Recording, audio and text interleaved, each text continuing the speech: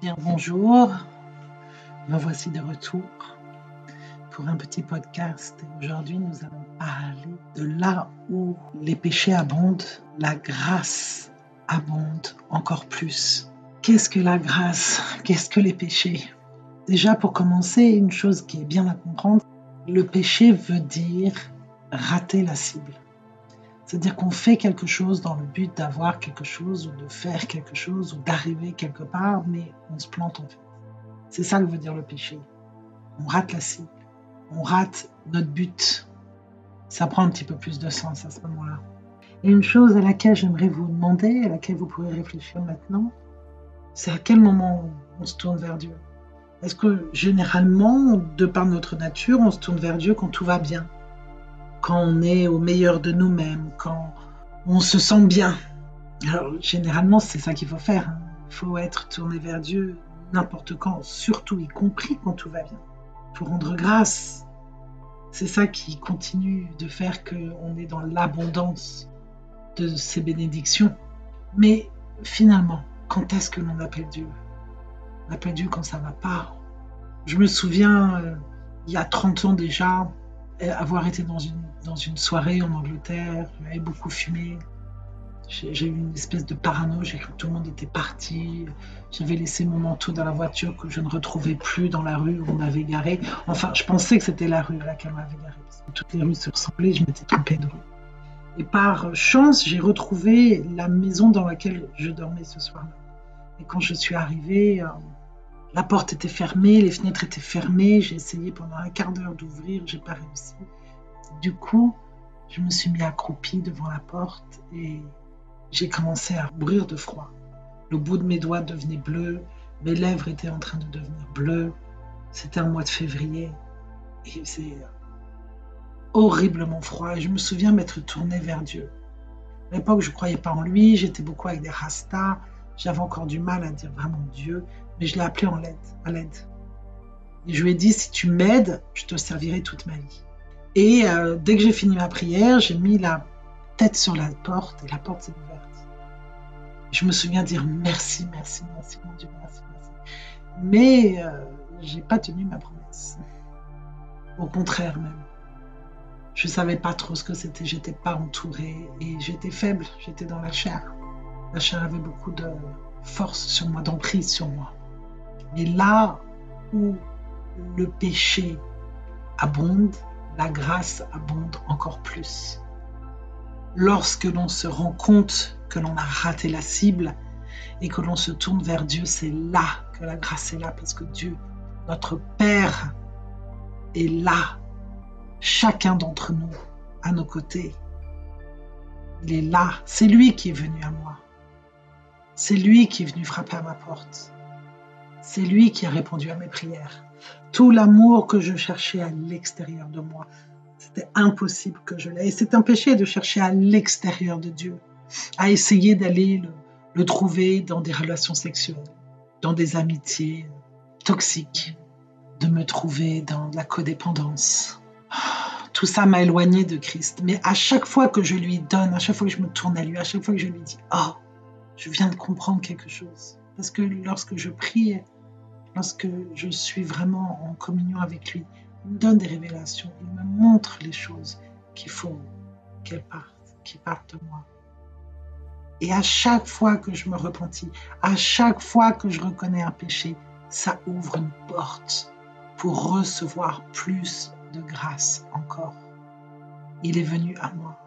Et l'infinitude de l'amour qu'il avait pour moi m'a sorti de la dépression, m'a sorti de la peur, m'a sorti de ma souffrance. Dans Romains 5, je vais vous lire Romains 5, parce que c'est quand même important de lire cette Bible qui est remplie des paroles de Dieu, qui est remplie du Saint-Esprit. C'est important d'avoir une relation avec lui, de la nourrir de la meilleure manière que l'on sait. Et franchement, même si personnellement j'ai eu du mal au début, j'ai eu des résistances à lire ça. Tout est vraiment écrit dedans. Et c'est tellement bien expliqué en fait. Le don de la grâce plus grand que le péché. Romains 5. Je vais commencer au verset 12. Lorsqu'Adam a péché, le monde entier a péché. Le péché est entré dans l'expérience humaine et la mort en a été le résultat. C'est ainsi que la mort a suivi ce péché, projetant son ombre sur toute l'humanité, car tous ont péché. Le péché était présent dans le monde avant que Moïse ne donne la loi écrite, mais il n'a pas été reproché à ceux qui n'avaient pas la loi. Pourtant, la mort régnait en maître depuis Adam jusqu'à Moïse, alors qu'il n'avait pas enfreint un commandement comme l'avait fait Adam. Le premier homme, Adam, était une image du Messie qui devait venir. Or, il n'y a pas de comparaison possible entre la transgression d'Adam et le don gracieux dont nous faisons l'expérience, car l'ampleur du don l'emporte de loin sur le crime. Il est vrai que beaucoup sont morts à cause de la transgression d'un seul homme, mais combien de plus grands seront la grâce de Dieu et son don gracieux d'acceptation, de réconciliation pour beaucoup, à cause de ce qu'un seul homme, Jésus, le Messie, a fait pour nous. Et ce don gratuit nous donne beaucoup plus que ce qui nous a été donné par celui qui a péché. En effet, à cause d'une seule transgression, nous sommes tous condamnés à mort avec un verdict de culpabilité. Nous sommes tous coupables, mais ce don gracieux nous libère de nos nombreux manquements et nous fait entrer dans la justice parfaite de Dieu, acquittés par les mots non coupables. La mort nous tenait autrefois sous son emprise et par la faute d'un seul homme, elle régnait en reine sur l'humanité. Mais maintenant, combien plus sommes-nous tenus par la grâce et continuons à régner en roi dans la vie, jouissant de notre liberté royale grâce au don de la justice parfaite en Jésus, le seul et unique Messie. En d'autres termes, de même que la condamnation est tombée sur tous les hommes à cause d'une seule transgression, de même à travers un seul acte juste du sacrifice de Jésus, la justice parfaite qui nous rend justes avec Dieu et nous conduit à une vie victorieuse et maintenant disponible pour tous. La désobéissance d'un seul homme a ouvert la porte à toute l'humanité pour qu'elle devienne pécheresse. De même, l'obéissance d'un seul homme a permis à beaucoup de personnes d'être parfaitement en règle avec Dieu et de lui être agréable. La loi a donc été introduite dans le plan de Dieu pour faire sortir de sa cachette la réalité du péché humain. Et pourtant, là où le péché est en abondance, la grâce de Dieu est encore plus suffisante pour triompher encore. Et de même que le péché a régné par la mort, de cette même grâce qui a vaincu le péché régnera comme roi par la justice, donnant la vie éternelle par Jésus, notre Seigneur et Messie. Toute personne qui a mal agi. On nous a tous mis face à ce problème avec le péché et on ne savait même pas qu'on avait péché.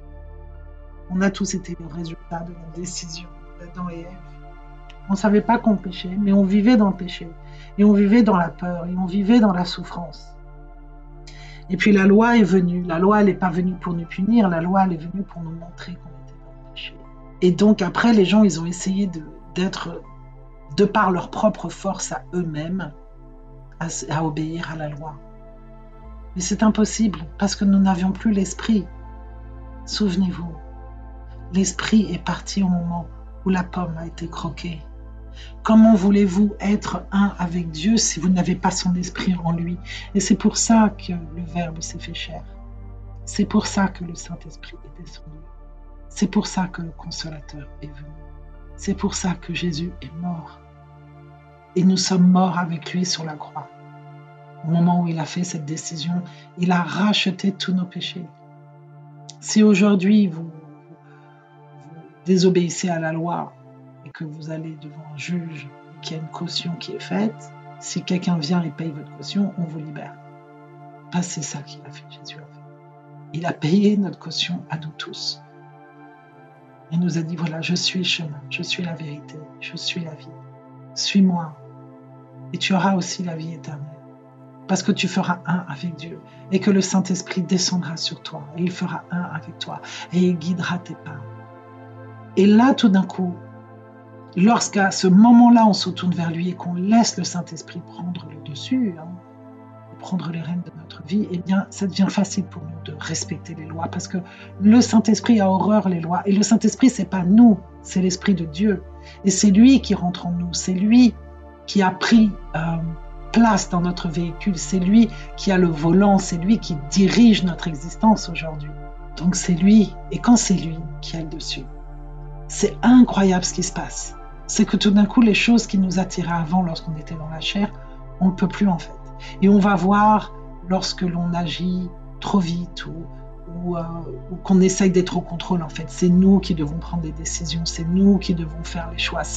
C'est la chair qui nous gère, c'est la chair. Et c'est une chose à laquelle on n'a aucune idée, parce qu'on est tellement dans l'ego, on est tellement dans l'orgueil, on ne peut même pas imaginer, on ne comprend même pas ce que ça veut dire être dans la chair, en fait.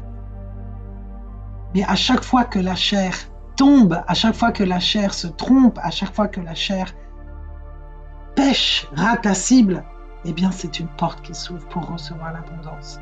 Et pour recevoir cette abondance, tout ce que l'on a à faire, c'est nous tourner vers lui.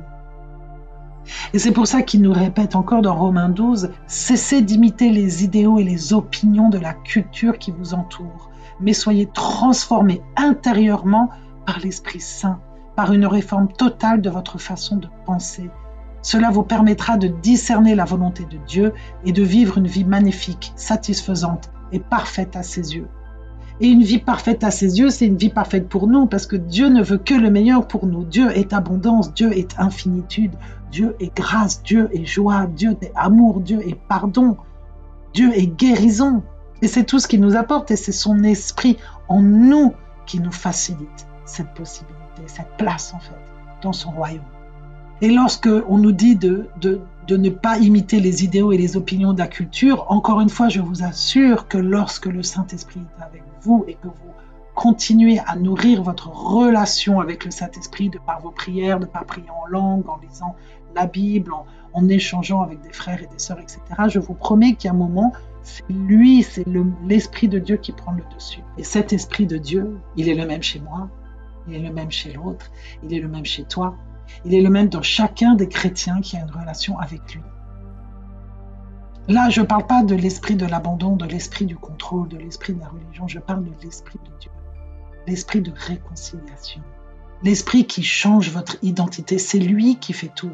Et il nous demande d'être vigilants, il nous demande d'être dans notre discipline, il nous demande de bien savoir discerner les choses. Mais on sait tous, depuis qu'on est tout petit, on sait reconnaître le bien du mal. Quand on voit quelqu'un qui tape un enfant ou qui tape un chien quand on est tout petit, on sait reconnaître ce qui est bien, ce qui est mal, n'est-ce pas? Et c'est là que toutes nos relations en sont transformées. À chaque fois que tu te rends compte que tu as péché, que tu dis « Seigneur, Seigneur, Seigneur, je me tourne vers toi, regarde, je viens de réaliser ça, transforme-le pour moi, fais-le pour moi, fais ça pour moi. » Déjà, ce qui est extraordinaire, c'est que nous, on n'a rien à faire. C'est lui qui fait tout. C'est lui qui fait tout. C'est lui qui prend soin de nous. C'est lui qui nous transforme. Laissez-vous recevoir sa grâce et son amour. Laissez-vous être bercé par sa grâce et son amour. Et c'est là qu'il va tout restaurer. Donc oui, plus vous avez des addictions, plus vous avez des difficultés, plus vous avez de péché dans votre vie. Quelqu'un qui pêche sait qu'il a péché.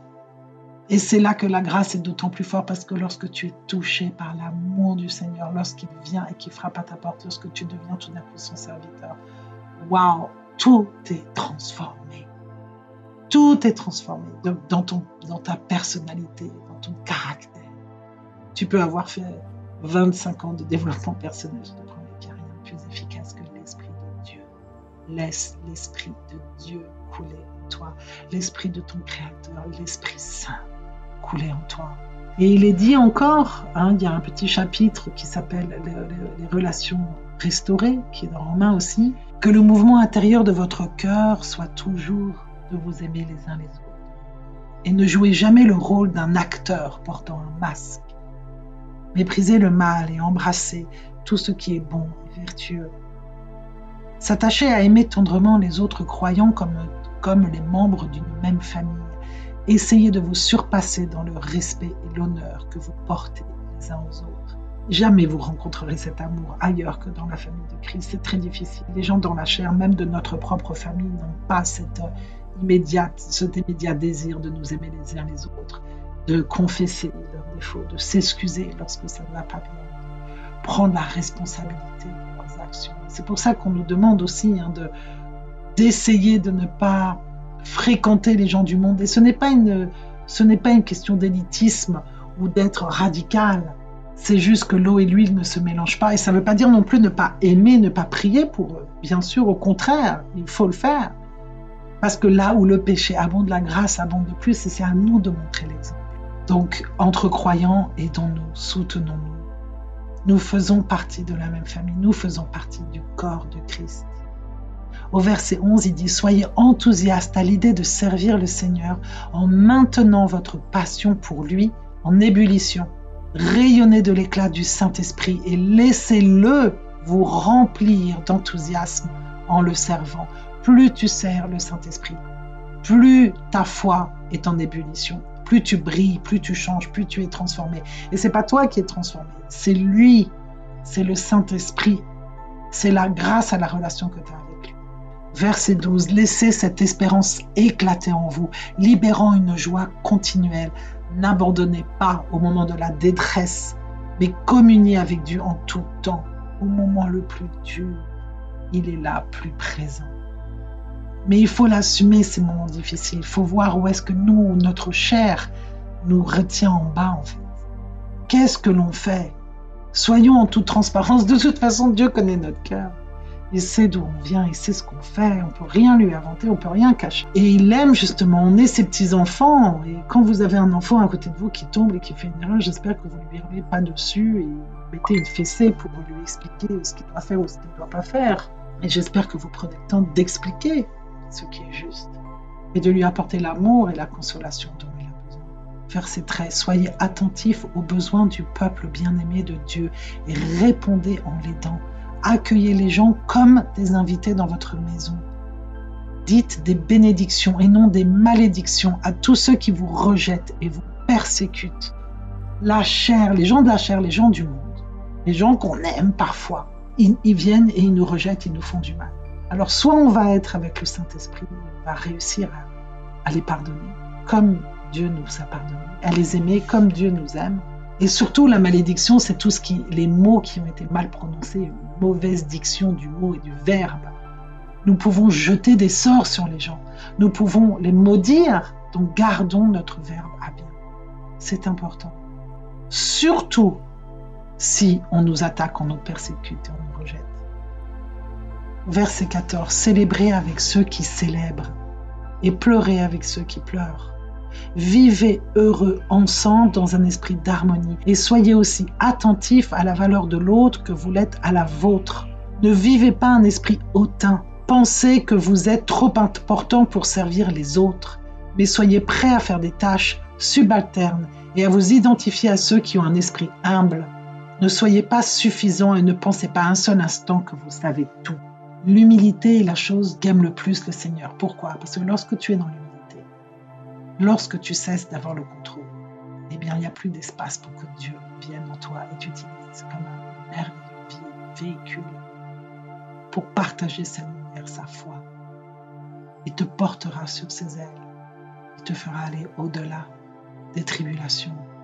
Il te fera être un exemple et tu seras béni parmi tous par le simple fait que tu as laissé cet Esprit Saint couler en toi. Combien de fois tu as laissé l'esprit de la colère, l'esprit de l'ego, l'esprit de la rage, tout autre esprit impur prendre le dessus de ta vie pensant que c'était ton ego et que c'était toi qui avais raison et que c'était toi qui savais tout. Combien de fois est-ce que ceci ne t'a pas écarté du chemin parce que tu n'as pas laissé Dieu faire et que toi tu voulais faire, toi tu voulais être et tu pensais en plus que c'était toi qui le faisais, mais très souvent tu étais aussi sous emprise, inconscient de cette emprise, parce qu'on n'en parle pas, on n'est pas dans une société où on parle du monde invisible. C'est tellement difficile. Alors on commence à accepter qu'on est des marionnettes face à ce monde, ou que surtout les gouvernants sont des marionnettes face aux gens au-dessus d'eux. Mais prenez cette idée, nous sommes des vases vides, remplis d'un esprit. Cela n'enlève pas notre personnalité, notre ego, mais l'esprit qui coule en nous. Choisissez celui de Dieu. Et c'est lui qui prendra le dessus, c'est lui qui fera que tout sera facile dans votre service. Verset 17, ne soyez jamais rancuniers et n'essayez pas de vous venger, mais planifiez votre vie en fonction de la manière la plus noble de profiter aux autres. Faites de votre mieux pour vivre comme l'ami de tout le monde. Bien-aimés, ne soyez pas obsédés par la vengeance, mais laissez-la à la juste justice de Dieu. Car les Écritures disent « À moi la vengeance, à moi la rétribution, dit le Seigneur. » Et si ton ennemi a faim, invite-le à déjeuner. Gagne-le par la bonté, car ta générosité surprenante réveillera sa conscience et Dieu te récompensera par ses bienfaits. Ne laisse pas le mal te vaincre, mais vainc le mal par le bien. Amen. Amen. Il faut comprendre qu'il y a des résultats à tout ce que l'on fait. Il y a des résultats aux choix que nous faisons. Il y a des résultats lorsque nous laissons place à la grâce, lorsque la grâce prend le dessein de notre vie. Le résultat, vous pouvez le trouver dans Éphésiens 2, versets 8 et 9. C'est par la grâce que vous avez été sauvés par la foi. Votre foi vous a sauvés. Parce que j'ai foi en toi, Seigneur, sa grâce me sauve. C'est par la grâce que vous avez été sauvés par la foi. Rien de ce que vous avez fait n'a pu mériter ce salut, car c'est le don d'amour de Dieu qui nous a amenés au Christ. C'est lui qui nous a ramenés. Il nous a créés, on était sa plus belle des créations. On a été détournés. Il y a eu un voile mis sur nous, mais il a toujours voulu qu'on revienne à la maison. Et il nous aime inconditionnellement. Il a vu qu'on avait été manipulés. Il a vu qu'on s'est trompé. Il a vu comment on est tombé dans la discorde de notre ego, de notre orgueil, sous l'emprise d'esprits impurs. Il le sait. Et sa grâce infinie, son amour infini, nous a sauvés. Il a payé l'amende. Il a payé la caution pour nous, de par son Fils Jésus, qui est l'Esprit Saint qui s'est fait chair, l'Esprit de Dieu qui s'est fait chair, le Verbe qui s'est fait chair. Ainsi, personne ne pourra jamais se vanter, car le salut n'est jamais une récompense pour les bonnes œuvres et les efforts humains. Ça, c'est très important à comprendre.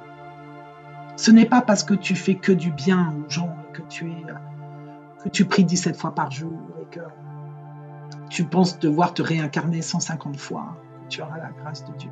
Il n'y a rien. Tu n'as aucun crédit pour la grâce que tu as reçue et pour le salut que tu as reçu. Nous sommes sauvés seulement parce que Dieu nous aime. C'est là que l'humilité vient aussi. C'est là que l'orgueil doit être mis de côté, que la vanité doit être de côté. Ce salut, cette rédemption, cette grâce, ce n'est pas une récompense à quelque chose que l'on fait. C'est un cadeau de Dieu.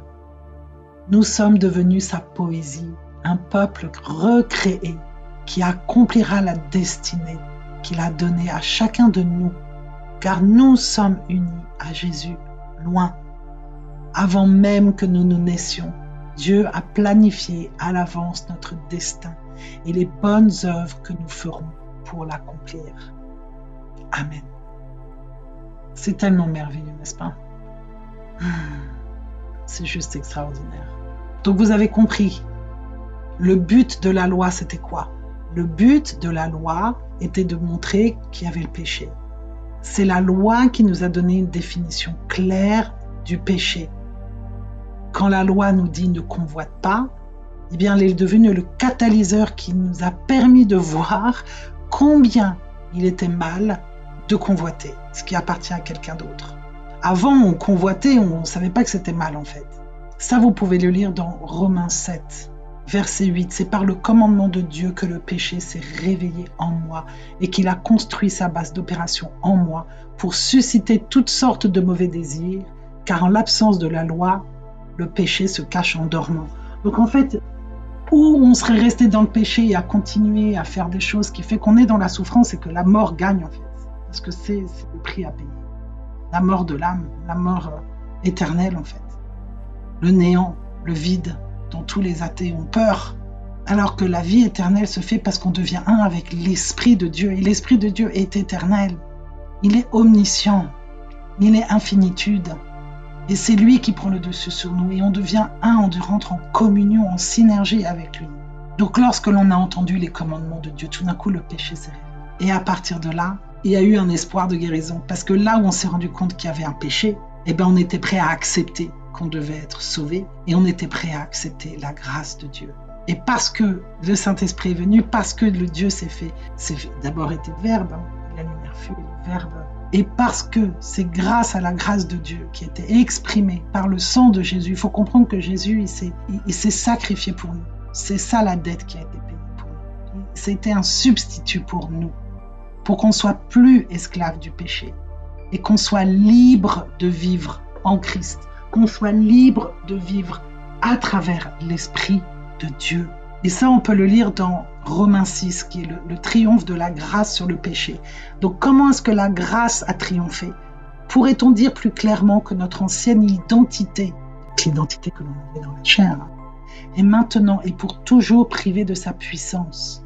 En effet, nous avons été co-crucifiés avec lui pour démanteler la forteresse du péché en nous, afin que nous vivions pas un instant de plus soumis à la puissance du péché. Il est évident qu'un mort est incapable de pécher. Et si nous avons été co-crucifiés avec lui, nous savons que nous aussi, nous aurons part à la plénitude de la vie. Et c'est pour ça qu'on se baptise. C'est pour ça qu'on meurt en Christ.